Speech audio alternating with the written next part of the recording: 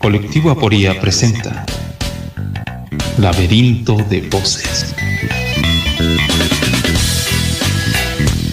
Las letras llenan la hoja hasta el borde. El pequeño espacio resulta insuficiente. De estas páginas sombrías. Sin embargo, siguen llegando. No puedo detenerlos. Pues, igual Saltos fuera de la hoja. Empaparán su alma del mismo modo que el agua empapará el azúcar. Al pie de la palabra. Recomendaciones de la semana. ¿Sabías que? De la palabra. Recomendaciones de la semana.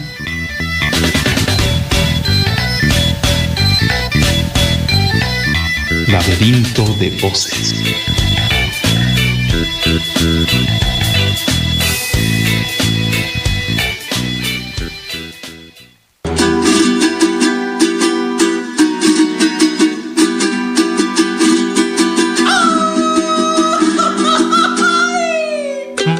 Petenera de agua azul, que sales por las mañanas. Petenera de agua azul, petenera, dueña de un alma clara. Tienes por gracia divina enamorar a quien miras. Esos cabellos tan negros, sirena, rodando en tus mejillas. Espirales del deseo, ay, ay, ay, guardando tu sonrisa.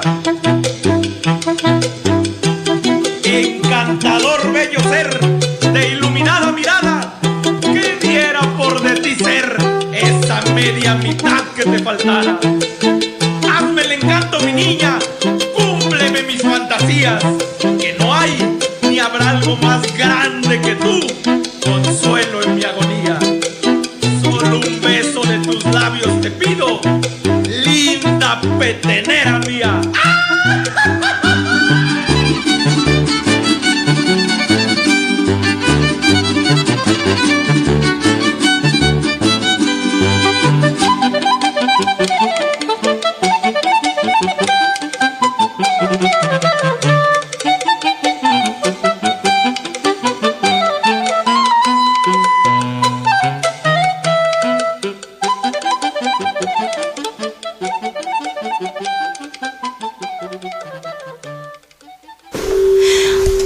Buenas tardes, queridos radioescuchas, sean bienvenidos a el primer programa del 2018 del Laberinto de Voces, producción de Colectivo Aporía, quienes les desean un feliz año nuevo 2018.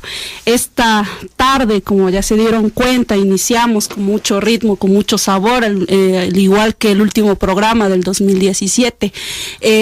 Nuestro programa de hoy es sobre literatura y música, y es por ello que en cabina nos encontramos su servidora Ana Zárate. Isabel González, buenas tardes. Espero que hayan tenido un excelente fin de año y que estén teniendo un maravilloso inicio de año nuevo 2018. Y bueno, ya saben que somos sus amigas del Colectivo Aporía.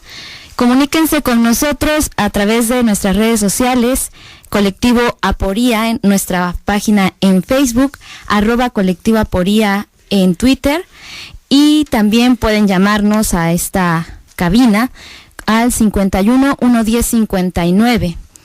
Y pues bueno, esta tarde también contamos con un invitado especial para este programa, David Martínez, quien es estudiante del último año de la licenciatura en saxofón del Conservatorio Nacional de Música de México, quien fue ganador del segundo lugar del concurso nacional de saxofón Jalapa 2017, organizado por la Facultad de Música de la Universidad Veracruzana en septiembre, ya lo dije, del 2017, y el primer lugar del concurso nacional Marcel Mule, organizado por la Facultad de Música de la UNAM en octubre del 2017, igual dos premios relativamente fresquecitos. Él también ha colaborado en la creación de nuevas obras para saxofón con compositores mexicanos, destacando su colaboración con el compositor oaxaqueño Arodi Martínez Serrano en la grabación de 2 discos de música para cuarteto de saxofones y 3 obras para saxofón solo estrenadas en el Conservatorio Nacional de Música. Actualmente es miembro del cuarteto ACATL, y lo que escuchamos después del intro es parte del disco el nombre del disco de Brody Serrano. Hola, muy buenas tardes. Gracias por la invitación y muchas gracias a todas las personas que siguen Laberinto de Voces. Y la canción que se escuchó en el intro del programa lleva por nombre Petenera de Agua Azul. Es una de las composiciones de el maestro Arodi Martínez Serrano, un compositor oaxaqueño.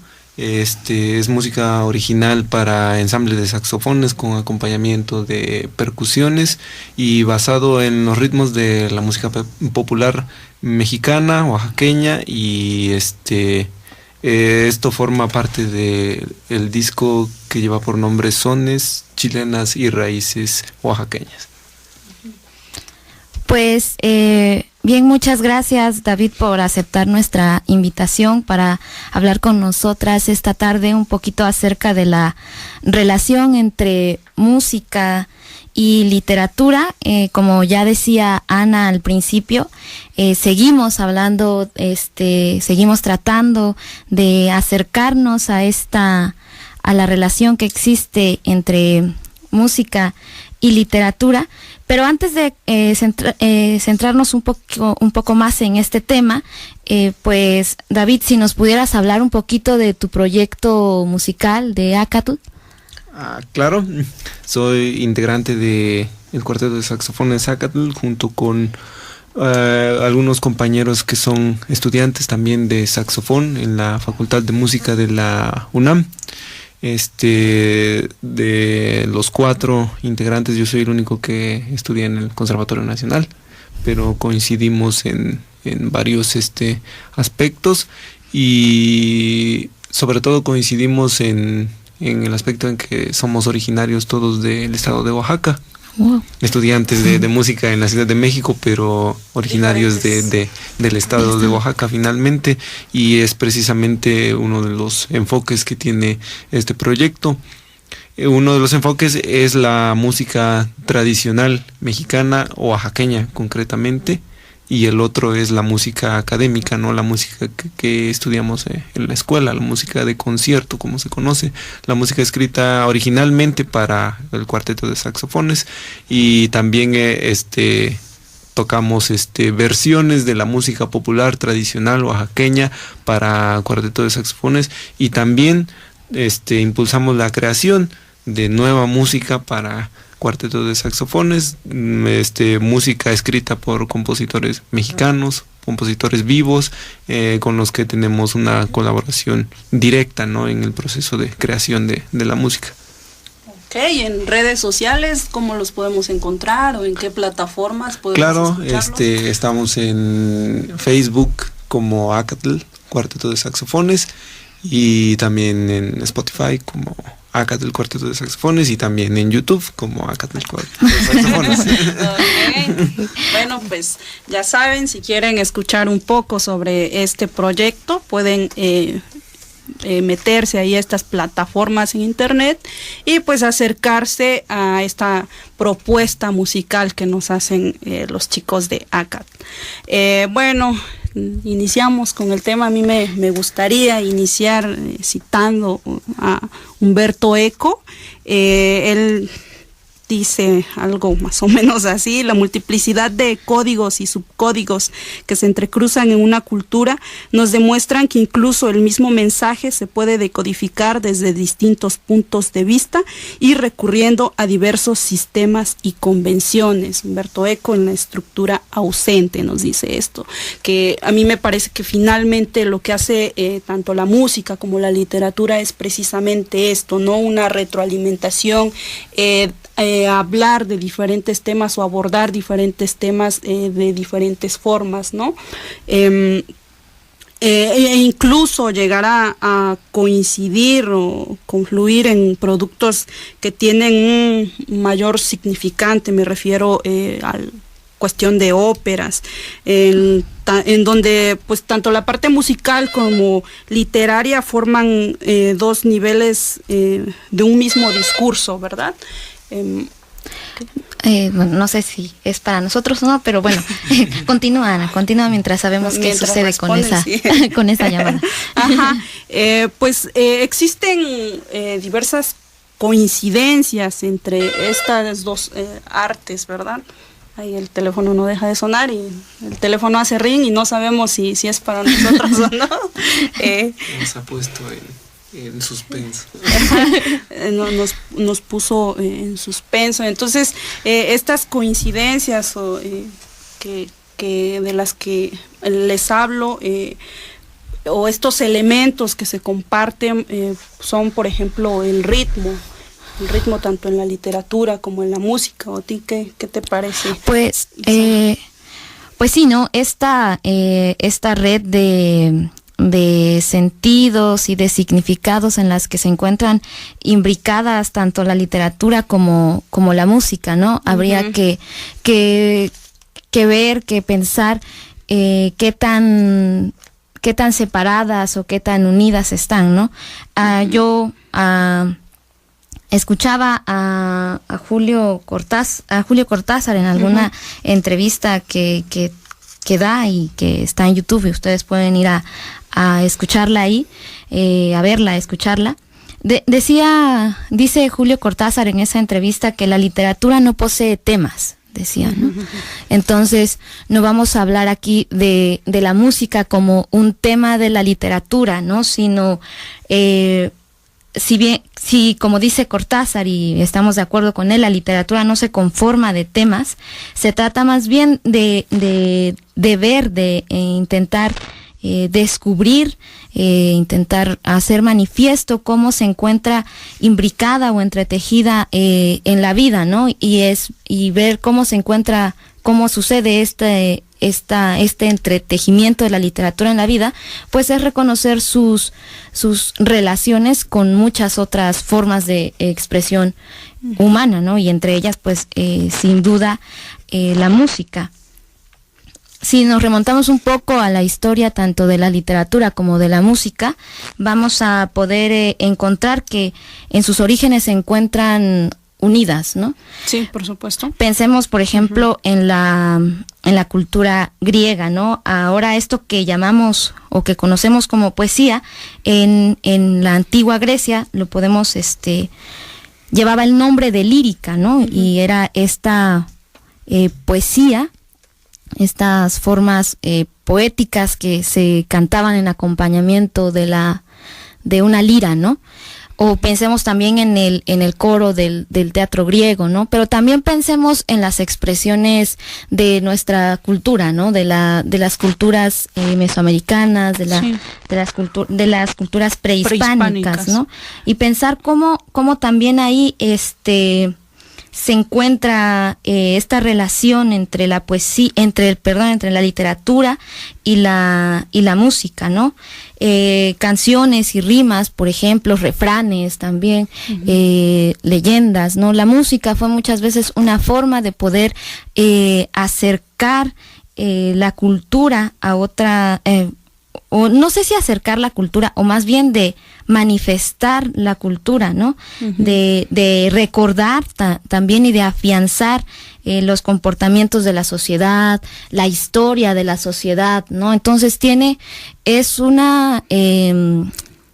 origen que se encuentra muy a la par, ¿no? No podemos como encontrar ese momento en el que literatura y música se encuentran disociadas, ¿no? Incluso ahora, si lo vemos desde esta perspectiva, incluso también la música nos estaría narrando la historia misma de la humanidad, ¿no? Entonces, sí, por supuesto. O sea, tanto la música como la literatura la podemos encontrar, me parece, en cualquier civilización, no solo de nuestro lado, del otro. En cualquier civilización podemos encontrar estas expresiones musicales. O sea, si hay algo que encuentran los arqueólogos con demasiada frecuencia, pues son también instrumentos musicales, ¿no? El registro de literario, la escritura como tal, pues sí fue un poquito más difícil, ¿no? Porque tiene diferentes matices, pero si hay algo en lo que se coincide es en este lenguaje, el lenguaje de la música. o lo podemos encontrar en diversas culturas. Como bien decías, es tanto la música como la literatura es una representación de sentimientos, ¿no? Del sentir de una sociedad, es expresar lo que en un momento se vive. Pensemos que muchas veces la música era utilizada para determinados rituales, para tener, ¿cómo decirlo?, un diálogo entre ellos y los dioses, una forma de agradecer, una conexión, como tú lo dices, ¿no?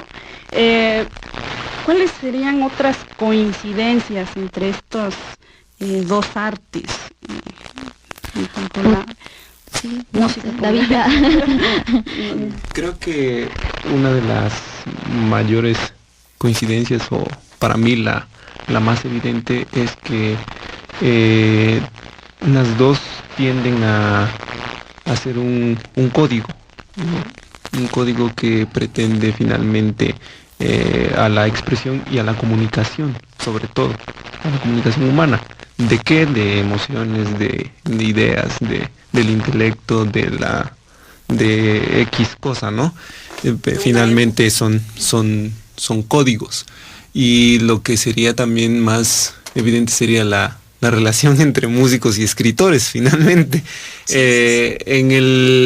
La construcción estructural del código puede que sí sea profundamente distinto, ¿no? Uh-huh. Porque uno atiende al lenguaje escrito, al lenguaje hablado, al lenguaje de la palabra, y la música es enteramente una construcción de ideas a través de sonidos que no son precisamente humanos, ¿no? Más allá de la voz.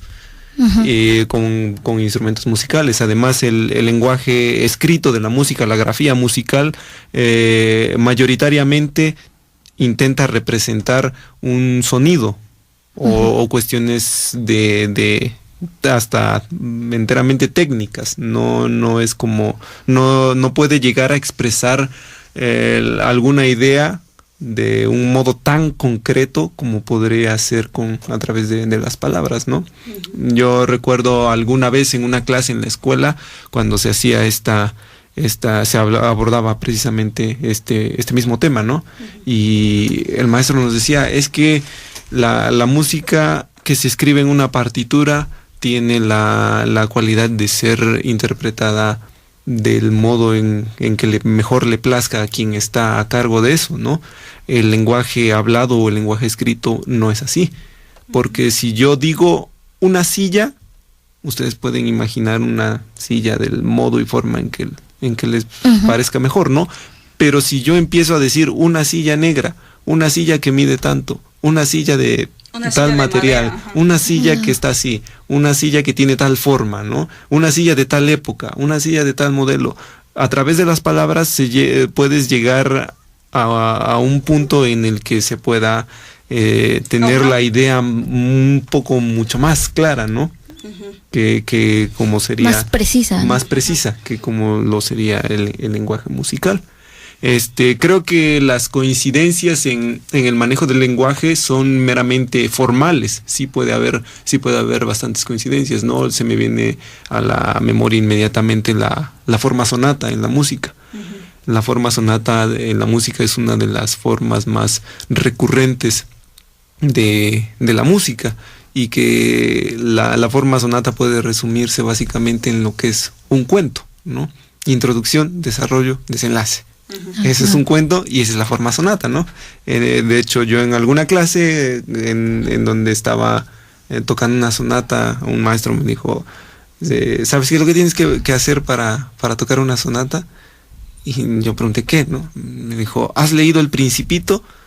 Y dije, sí. Pues entonces tienes que hacer un principito con esto, ¿no? Porque la estructura del cuento es una estructura totalmente contundente, ¿no? Es una maravilla, se manda sola la estructura del cuento, porque todos sabemos que va a tener una introducción donde se van a presentar los personajes, en donde se dice un poco sobre su historia, en el desarrollo se pelean o hacen X tipo de trama, y en el desenlace pues ya se resuelven todas las cuestiones que haya que resolver, ¿no? O se dejan pendientes las cuestiones que se tengan que dejar pendientes. Es una forma totalmente contundente. Eso mismo es una forma sonata en la música. Se presentan sí los temas, las ideas principales. El desarrollo es básicamente extenderlas hasta el manejo más elaborado posible, y en la última sección, que es el desenlace, generalmente se suele recurrir a la recapitulación de las ideas principales, ¿no? Y se da esa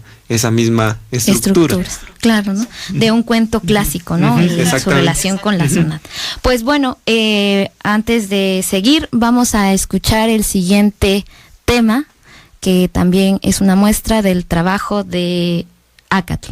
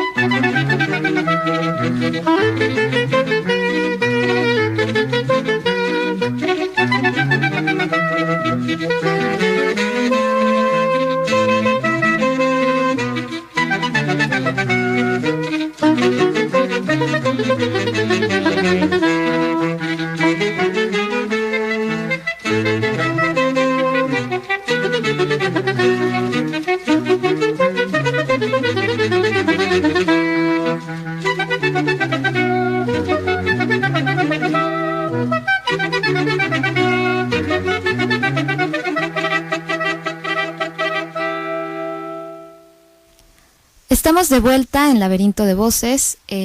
Estamos hablando acerca de la relación entre música y literatura, y pues bueno, ahorita en términos muy generales diremos que pues música y literatura pues se han hecho parte de un mismo discurso y lo han manifestado quizás en diferentes formas. También, bueno, ahorita queremos hablar un poco de esta relación que hay entre música y literatura, pero a partir de un suceso histórico, ¿no? Que es un poco el de la Ilustración, que nos habla de quizás sea uno de los puntos fundamentales por los que podemos pensar entre una separación entre la música y la literatura.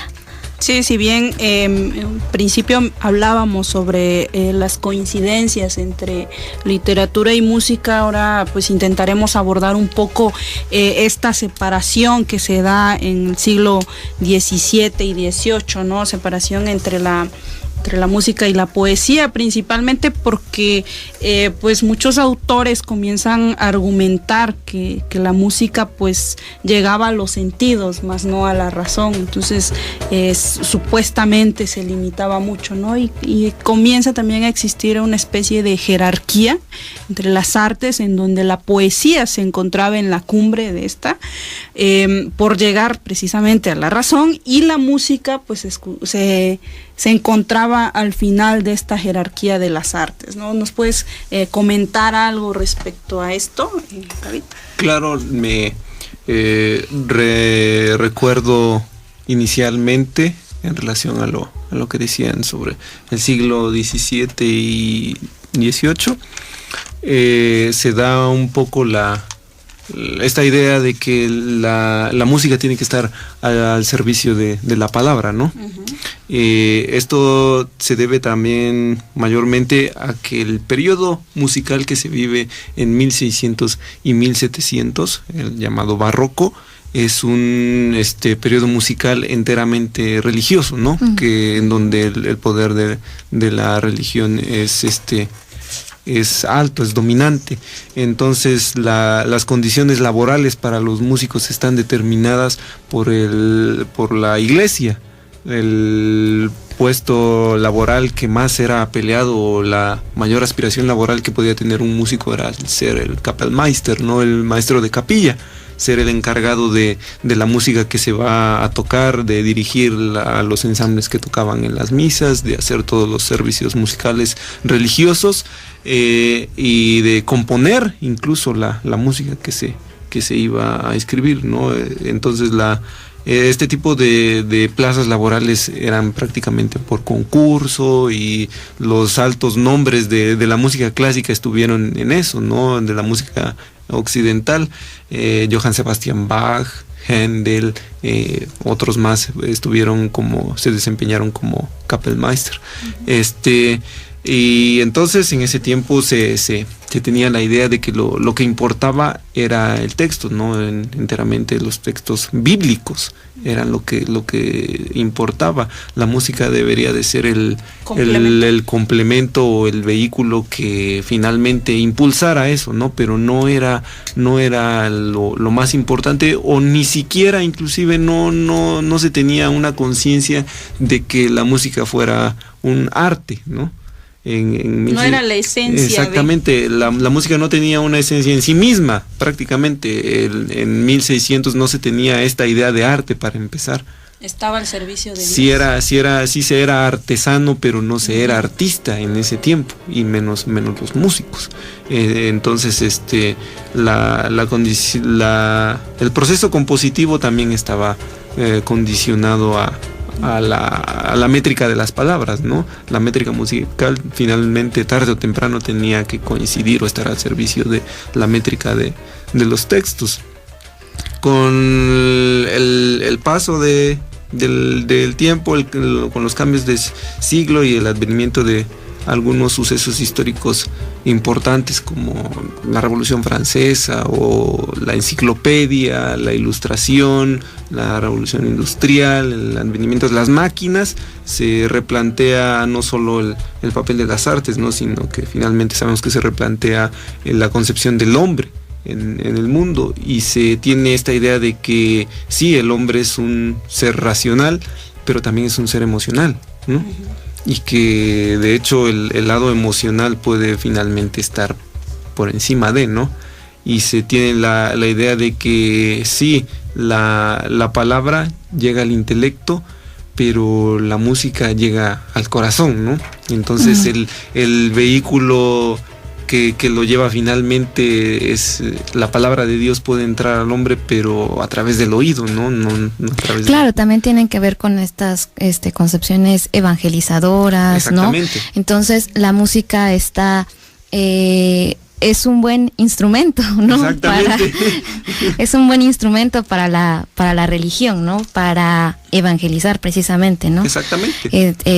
También se apela a la música cuando no se puede educar mediante la palabra, ¿no? Entonces, exactamente. Y esta inmediatez de la música, esta expresión directa, pero también la evocación inmediata de sentimientos, ¿no? Y como esa inmediatez con que la música llega, ¿no? Como decía Ana, ¿no? Se creía que era más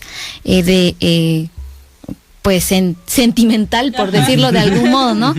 Sensitiva que la palabra, ¿no? Entonces es más fácil llegar a las masas, por decirlo de algún modo, pues mediante el sentimiento, ¿no? Apelas al sentimiento o a la sensibilidad para poder evangelizar, ¿no? O adoctrinar también. Sí, ¿no? también esto mismo es lo que genera en la segunda mitad del 1700, los finales de 1700, se da inclusive un cambio estilístico, ¿no? Es un cambio de periodo musical, se da lo que es el clasicismo.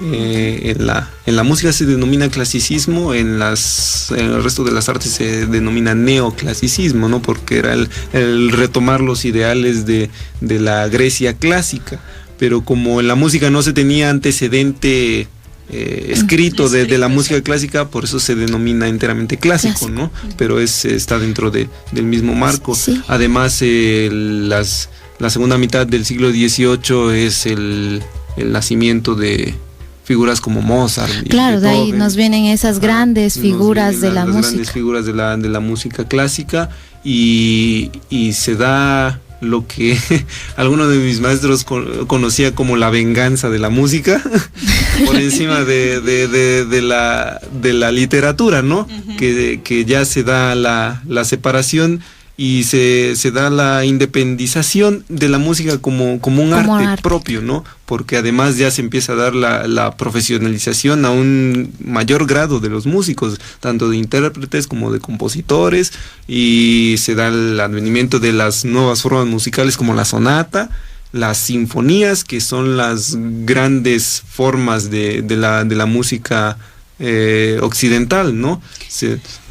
Y también la cuestión de los instrumentos. Porque, exactamente. O sea, hay que destacar que en esta producción que estaba netamente dirigida a Dios, estaba de una u otra forma restringida el uso de determinados instrumentos, ¿no? Entonces, con toda esta cuestión de revoluciones y de cambios tecnológicos, vienen pues muchas innovaciones, y también los instrumentos, surgen nuevos instrumentos, ¿vale? Exactamente. Entonces, incluso en la producción musical barroca era mayoritariamente música vocal, uh-huh, por la cuestión del texto, ¿no? Por la, uh-huh, cuestión de la temática religiosa. Las cantatas o los oratorios eran lo que más se componía. Uh-huh. Existía música para instrumentos solos o para música enteramente instrumental, ¿no? Sin voz, pero eso no se interpretaba en las iglesias, eso era para las cortes, no era para quien lo podía pagar, porque en ese entonces tampoco existía algo que fue súper importantísimo, que es el concierto público, que se da a partir de la aparición en escena de estos mismos personajes que ya mencionamos, ¿no? Como es Mozart o Beethoven.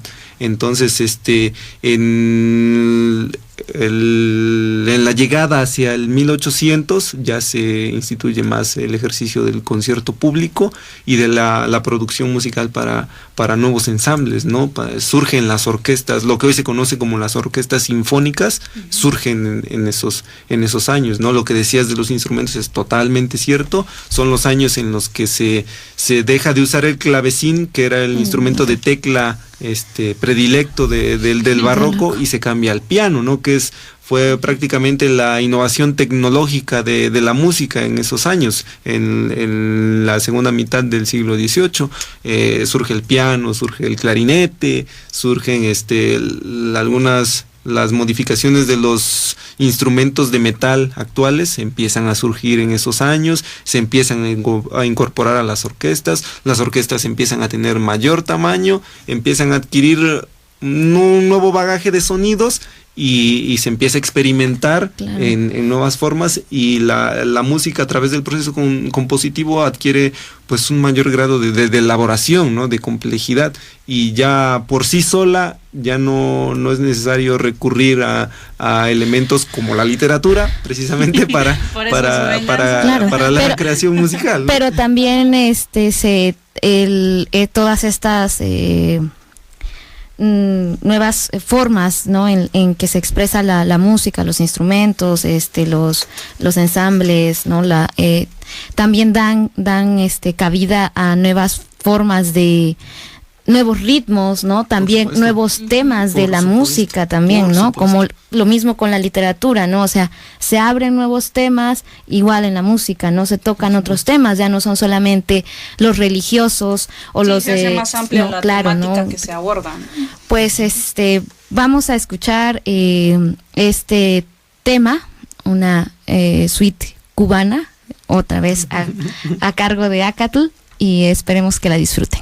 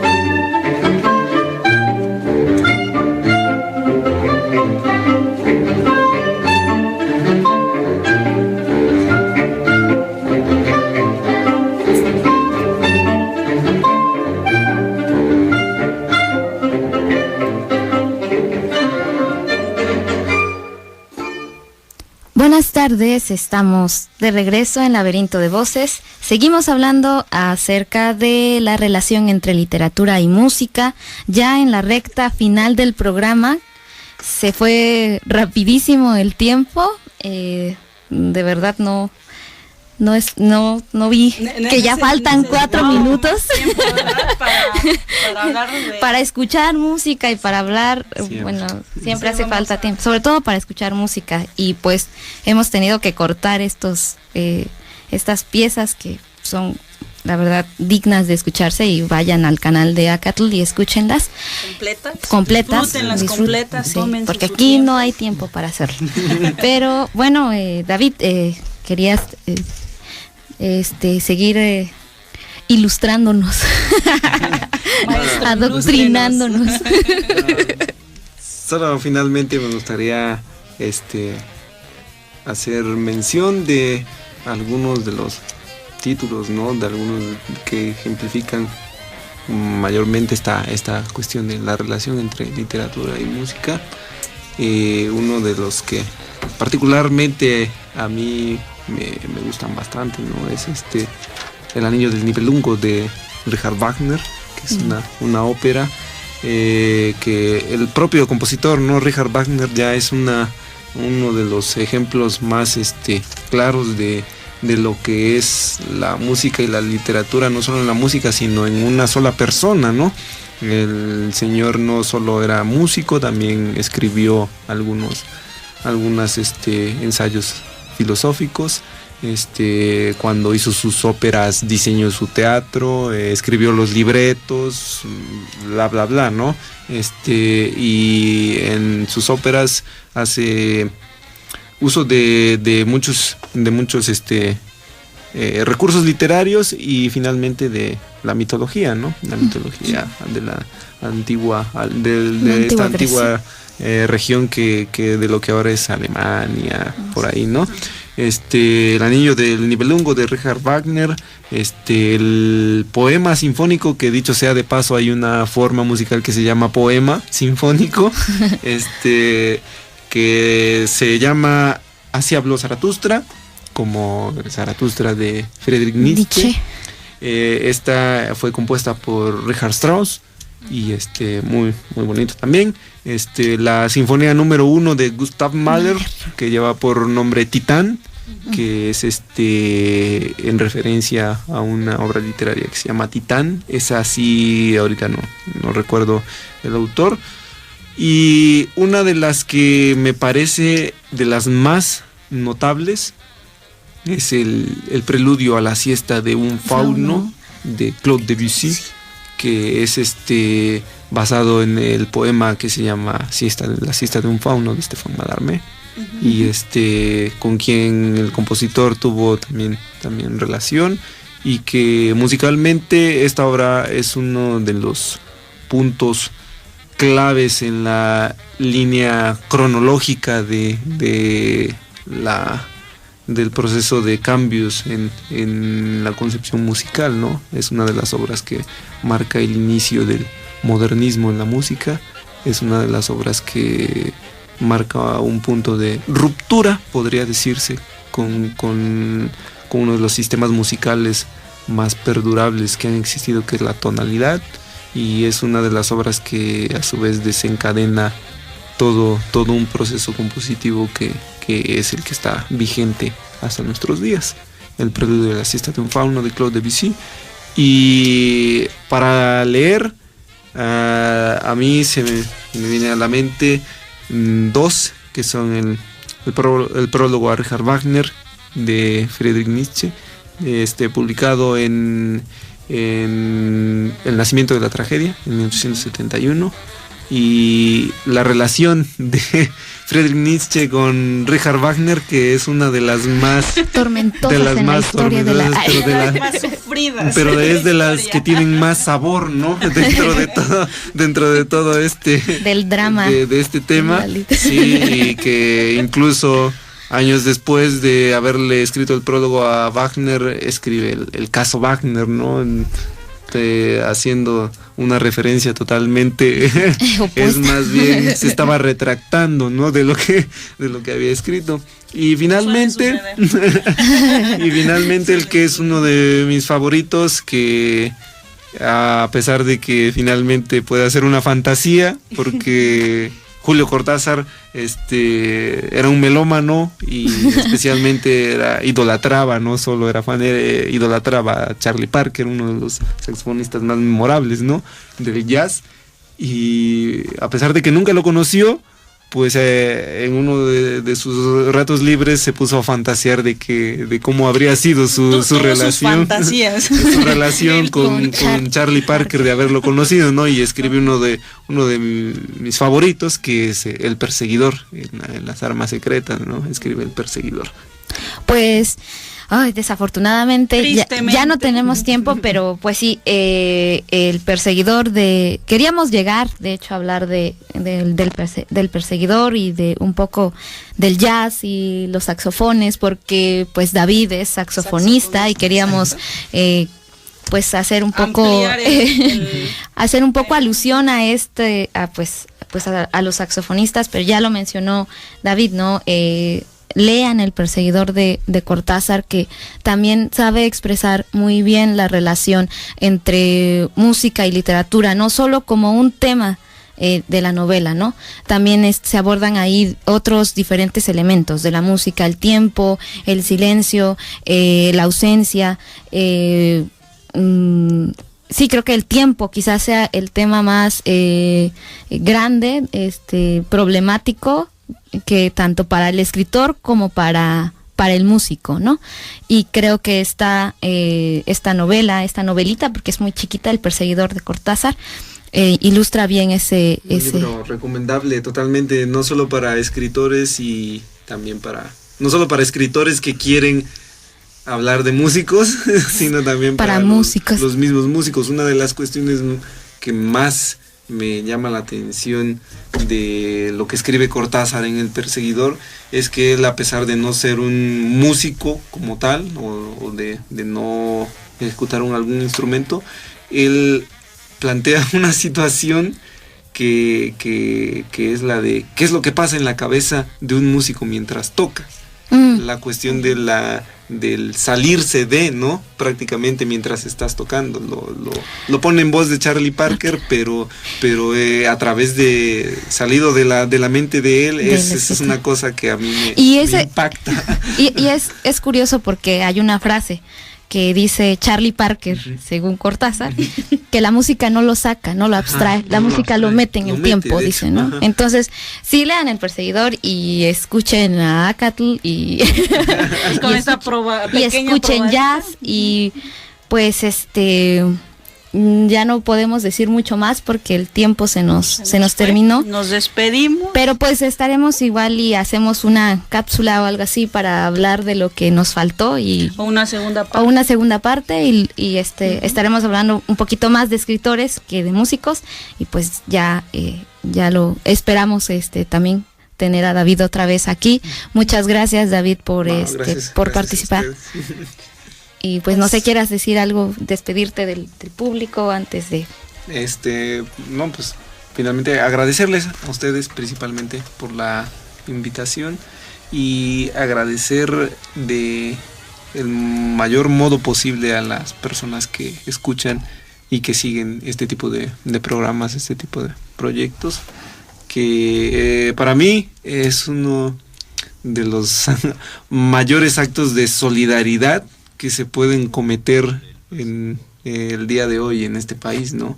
El hecho de decidir no prender la tele y ver lo que nos dan y por el contrario tener el valor de elegir qué es lo que vas a ver o a escuchar, claro. A escuchar. Eso es uno de los actos más buenos que se pueden cometer hoy en día. Muchas gracias, David, por ese elogio. Y pues, Ana. Nada más que agradecer, el tiempo se nos fue, lamentablemente, exquisito el tema, esperamos tener una continuación y pues lo mismo los invitamos a que escuchen ACAT, a que nos escuchen el próximo miércoles con un tema nuevo y agradecemos a Radio Universidad, a las personas que se encuentran en controles y nos vemos el próximo miércoles. Hasta el miércoles.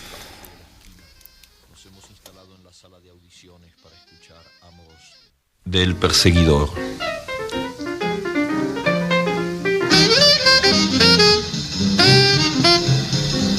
Dede y Arbucaya han venido a buscarme al diario y los tres nos hemos ido a VIX para escuchar la ya famosa, aunque todavía secreta, grabación de Amoros. En el taxi Dede me ha contado sin muchas ganas cómo la marquesa lo ha sacado a Johnny del lío del incendio, que por lo demás no había pasado de un colchón chamuscado y un susto terrible de todos los argelinos que viven en el hotel de la Rue Lagrange. Multa ya pagada, otro hotel ya conseguido por Tica Johnny está convaleciente en una cama grandísima y muy linda. Toma leche a baldes y lee el Parimachi, el New Yorker, mezclando a veces su famoso y roñoso librito de bolsillo con poemas de Dylan Thomas y anotaciones a lápiz por todas partes. Con estas noticias y un coñac en el café de la esquina, nos hemos instalado en la sala de audiciones para escuchar Amoros y Streptomycin. Art ha pedido que apagaran las luces y se ha acostado en el suelo para escuchar mejor. Y entonces ha entrado Johnny y nos ha pasado su música por la cara. Ha entrado ahí, aunque esté en su hotel y metido en la cama, y nos ha barrido con su música durante un cuarto de hora. Comprendo que le enfurezca la idea de que vayan a publicar Amoros, porque cualquiera se da cuenta de las fallas, del soplido perfectamente perceptible que acompaña algunos finales de frase, y sobre todo la salvaje caída final, esa nota sorda y breve que me ha parecido un corazón que se rompe, un cuchillo entrando en un pan.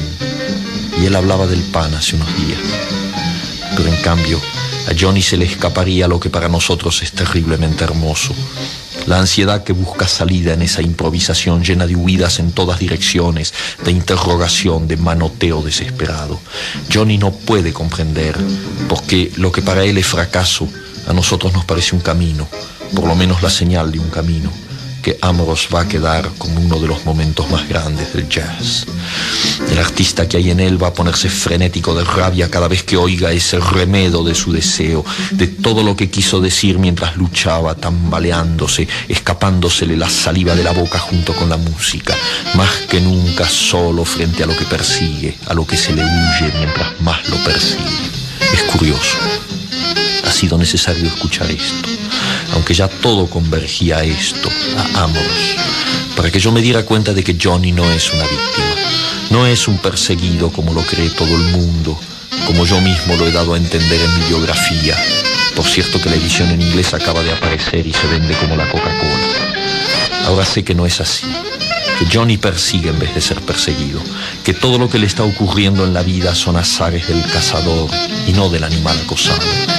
Nadie puede saber qué es lo que persigue Johnny, pero es así, está ahí, en Amoros, en la marihuana, en sus absurdos discursos sobre tanta cosa, en las recaídas, en el librito de Dylan Thomas, en todo lo pobre diablo que es Johnny y que lo agranda y lo convierte en un absurdo viviente, en un cazador sin brazos y sin piernas, en una liebre que corre tras de un tigre que duerme.